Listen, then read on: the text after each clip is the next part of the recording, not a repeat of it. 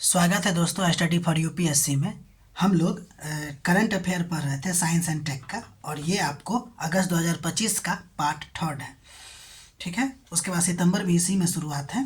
देखिए, तो हम लोग पढ़ने जा रहे हैं इंडियाज सेमीकंडक्टर इकोसिस्टम। एक्चुअली इसमें ज़्यादा नहीं, लेकिन थोड़ा सा इसके बारे में आइडिया लेंगे। हुआ ये है कि कैबिनेट जो है आंध्र प्रदेश और पंजाब में एक चिप पैकेजिंग संयंत्र के साथ साथ अन्य परियोजना को भी मंजूरी दी है। ठीक है, आंध्र प्रदेश में और पंजाब में। तो इसलिए इकोसिस्टम जो हमारा है यानी कि सेमीकंडक्टर का, वो फैल रहा है। इससे रिलेटेड हो सकता है कि सवाल बने। तो देखिए, पहले हम लोग सेमीकंडक्टर के बारे में देख लेते हैं। ज़्यादा इसके बारे में साइंस एंड टेक में पढ़ेंगे। फिलहाल थोड़ा सा देखिए कि इसको ना इलेक्ट्रॉनिक उपकरणों का मस्तिष्क, ब्रेन कहा जाता है। इसका उपयोग आप लोग कर सकते हैं या हम लोग करते हैं। मोबाइल में होता है इसका उपयोग, कंप्यूटर में, ईवी में, एआई, 5G, रक्षा, मोबाइल, स्पेस टेक्नोलॉजी सब में होता है। और अभी अगर वर्तमान देखें भारत की स्थिति, तो भारत 90 से 95% जो चिप्स है उसको क्या करता है, आयात करता है। ठीक, इसलिए इसको मतलब कि बढ़ाना बहुत ज़्यादा ज़रूरी है। अगर आप अर्धचालक के निर्माण का चरण यानी कि सेमीकंडक्टर का जो निर्माण की स्थिति देखिएगा, तो उसमें बहुत सारा चरण शामिल होता है। पहले चिप डिजाइन करना, फिर निर्माण करना, फिर असेंबल करना, फिर परीक्षण और पैकेजिंग। ये लगभग एक पूरा प्रोसेस होता है। ठीक है, ध्यान रहे इस बात का कि जब इसका निर्माण किया जाता है तो उसमें लगभग 300 से अधिक गैस की और रसायनों की आवश्यकता होती है। एक्चुअली ये बात जो है वो संसद में उठा है। ठीक है, इस सेंटेंस को ध्यान रखिएगा। ठीक है, 300 से अधिक विशिष्ट गैसों का और रसायनों की आवश्यकता होती है अर्धचालक के निर्माण में। भारत में अगर देखें तो आंध्र प्रदेश और पंजाब में जो चिप पैकेजिंग संयंत्र स्थापित हुआ वो पहला नहीं है। इससे पहले आपको गुजरात में पहले ही स्थापित हो चुका है। ठीक है, गुजरात की एक जगह है सानंद में, वहाँ पे स्थापित हो चुका है। इस बात को ध्यान रखिएगा। अगर ऑप्शन में दे दिया कि आंध्र प्रदेश और पंजाब में पहली बार हो रहा है ऐसा, तो ये गलत हो जाएगा। ठीक, अब हम लोग आगे बढ़ते हैं और अगला नंबर देखते हैं, इंटर स्टेट ट्रांसमिशन सिस्टम। देखिए, क्रिसल के रेटिंग के अनुसार से अगर देखें तो क्या हुआ है कि सौर ऊर्जा और पवन ऊर्जा के परियोजना जो है उससे लेकर ISTS यानी कि इंटर स्टेट ट्रांसमिशन सिस्टम पर छूट समाप्त हो गया है। ठीक है ना, जो छूट था वो समाप्त हो चुका है। देखिए, तो ये है क्या, इंटर स्टेट ट्रांसमिशन सिस्टम क्या है? तो एक विद्युत ट्रांसमिशन नेटवर्क है जो एक राज्य से दूसरे राज्य में बिजली के ट्रांसमिशन में उपयोग होता है। यानी कि बिहार से यूपी अगर जाएगा तो उसमें इसका ISTS का उपयोग होता है। ठीक है, तो ये जो ISTS है उसका कानूनी आधार क्या है? तो उसका आधार है इलेक्ट्रिसिटी एक्ट 2003 का, जिसके अनुसार ये कहता है कि इंटर स्टेट ट्रांसमिशन जो है वो केंद्र सरकार के अधीन है, जबकि इंट्रा स्टेट, ध्यान दीजिए, ठीक है, यानी कि स्टेट के ही अंदर अलग अलग पार्टों में अगर भेजेंगे तो वो राज्य सरकार के अधीन होता है। ठीक, यानी कि अगर एक राज्य से दूसरे राज्य में अगर इलेक्ट्रिसिटी भेजा जा रहा है तो वो आपको केंद्र सरकार के कंट्रोल में, और राज्य के अंदर ही अलग अलग डिस्ट्रिक्ट में भेजा जा रहा है तो वो राज्य सरकार के अंतर्गत होगा। ध्यान दीजिएगा। इससे आपको एक बात पता चला क्या, कि इलेक्ट्रिसिटी जो है वह किस सूची का विषय है, केंद्र सूची का या राज्य सूची का या कनकरेंट सूची का, ये ध्यान रखिएगा। ठीक, अब ध्यान दीजिए, ये जो ISTS है ना, यानी कि इंटर स्टेट ट्रांसमिशन सिस्टम, इसको रेगुलेट कौन करता है? तो CERC करता है। इसको ऑपरेट कौन करता है? तो PGCIL करता है, जबकि मैनेज करने का काम आपको CTUIL करता है। बस इसका नाम यही याद रखें, फुल फॉर्म देखने की जरूरत नहीं है। ठीक है, अब हम आगे बढ़ते हैं। ये जो ISTS है ना, वो लगभग कितना के ऊपर वोल्टेज रखता है ताकि वो लंबी दूरी चल सके, और लंबी दूरी चल सके और साथ ही साथ उसका एनर्जी का हानि नहीं हो, तो 132 kV से ऊपर रखता है, नीचे नहीं रखेगा।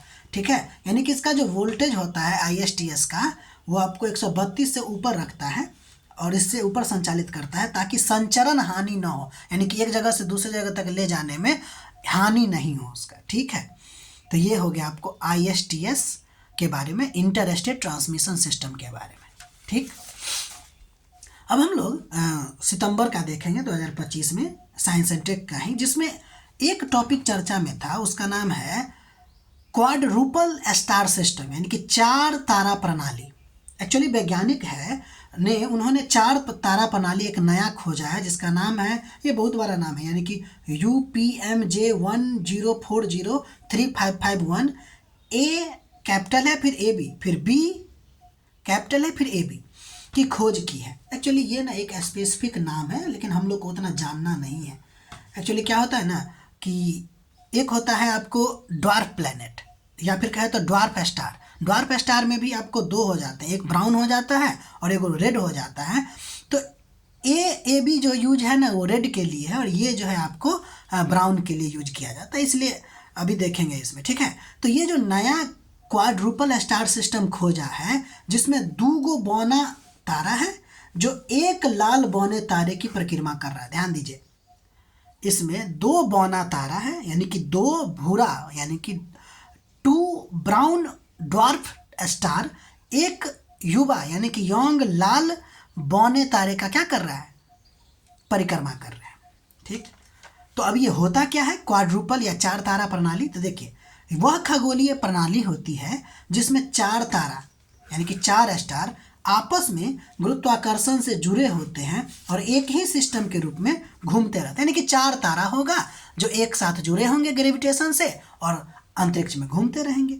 आमतौर पर अगर इसकी बनावट देखिएगा तो इसमें यानी कि क्वाड्रुपल स्टार सिस्टम 2 प्रकार से होगा, या तो 2 और 2 के मॉडल में होगा, और नहीं तो 3 और 1 के मॉडल में होगा।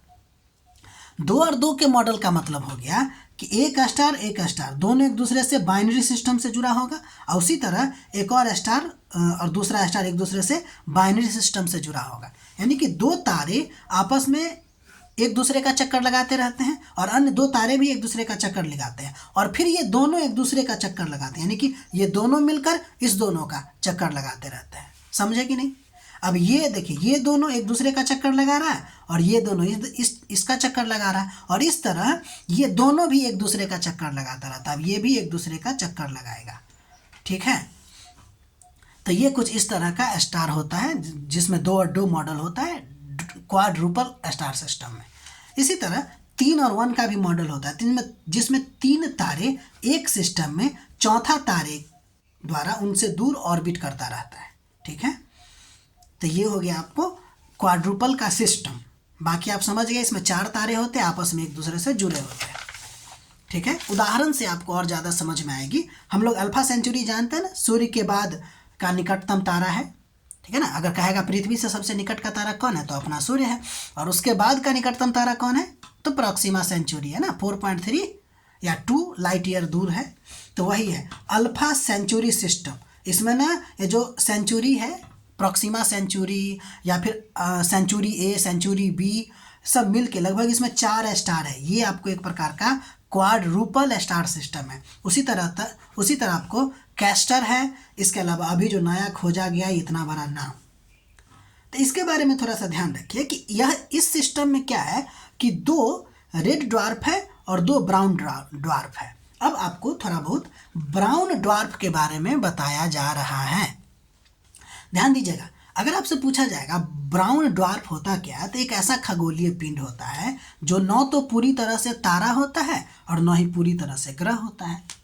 ये लगभग फेल्ड स्टार के रूप में जाना जाता है। इसको कभी कभी या अक्सर इसको क्या कहा जाता है, फेल्ड स्टार कहा जाता है, क्योंकि इसमें हाइड्रोजन फ्यूजन शुरू करने लायक मास या टेम्परेचर होता ही नहीं है। फलतः ये कोई लाइट ही पैदा नहीं करता। उसी तरह अगर रेड ड्वार्फ की बात कीजिएगा तो ये लाइट थोड़ा सा पैदा करता है और इसमें इतनी एनर्जी होती है कि हाइड्रोजन का फ्यूजन करवा सके, लेकिन ब्राउन ड्वार्फ में लगभग हाइड्रोजन फ्यूजन होता ही नहीं है और बहुत ही अवशेष बचा रहता है इसमें, और साथ ही साथ आपको ये लाइट भी पैदा नहीं करता। एक बेहतर स्टार के लिए मास ज़्यादा होना चाहिए, लाइट ज़्यादा पैदा करना चाहिए और हाइड्रोजन फ्यूजन भी ज़्यादा मात्रा में होना चाहिए। ठीक है, इसीलिए यह ना तो लाइट है और ना ही ग्रह है, क्योंकि ग्रह में अपना प्रकाश नहीं होता है। ये लाइट पैदा नहीं कर सकता है, लेकिन करता होगा पहले, इसलिए ये प्लेनेट भी नहीं है। उम्मीद है आप इसको समझ गए होंगे। आप इसका नोट बनाइए तो अब और ज़्यादा समझ में आएगी। बाकी हम लोग मिलते हैं अगले वीडियो में। तब तक के लिए अपना पढ़ाई करते रहिए, ख्याल करते रहिए। मेरा प्रयास अच्छा लग रहा है तो लाइक कीजिएगा, शेयर कीजिएगा और सब्सक्राइब कीजिएगा।